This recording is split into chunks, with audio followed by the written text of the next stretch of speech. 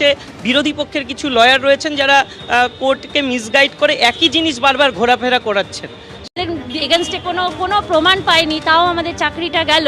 তারপরে আমাদের সরকার পরীক্ষায় বসালো, কিন্তু এখনও আমাদের মধ্যে পুরো একটা অনিশ্চয়তা চলে এসেছে। কি হবে? দেখুন, আমার হয়নি, এটা এক নম্বর। সেকেন্ড হচ্ছে, আমার সামনে একটা সুযোগ রয়েছে, 9 দিয়েছি, আমার সেখানে না হলেও আমি বলতে পারবো যে আমার কোনো জায়গায় হলো না, ভবিষ্যৎ কী হবে। কিন্তু যাদের ধরুন সিঙ্গেল সাবজেক্ট, যাদের শুধু 11-12 সুযোগটা ছিল, এই সমস্যাটা তো তাদের ক্ষেত্রে বেশি করে। যেমন এডুকেশন সাবজেক্টে অনেকেই বাদ চলে গেছে, সংস্কৃত আছে, উর্দু আছে, ম্যাথমেটিক্স আছে, আরও life science, computer science, chemistry, প্রচুর সাবজেক্ট রয়েছে যেগুলো সিঙ্গেল সাবজেক্ট। তাহলে তাদের সুযোগটা কিন্তু 9-10-এ নেই, তাদের ভবিষ্যৎটা তো এখনই অন্ধকারে চলে গেল।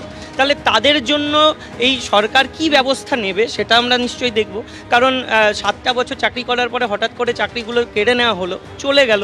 এক হচ্ছে প্রাতিষ্ঠানিক দুর্নীতি, 2 হচ্ছে অবিচার হয়েছে আমাদের সাথে। আর একটা বিষয়, সেটা হচ্ছে বিরোধী পক্ষের কিছু লয়ার রয়েছেন যারা কোর্টকে মিসগাইড করে একই জিনিস বারবার ঘোরাফেরা করাচ্ছেন।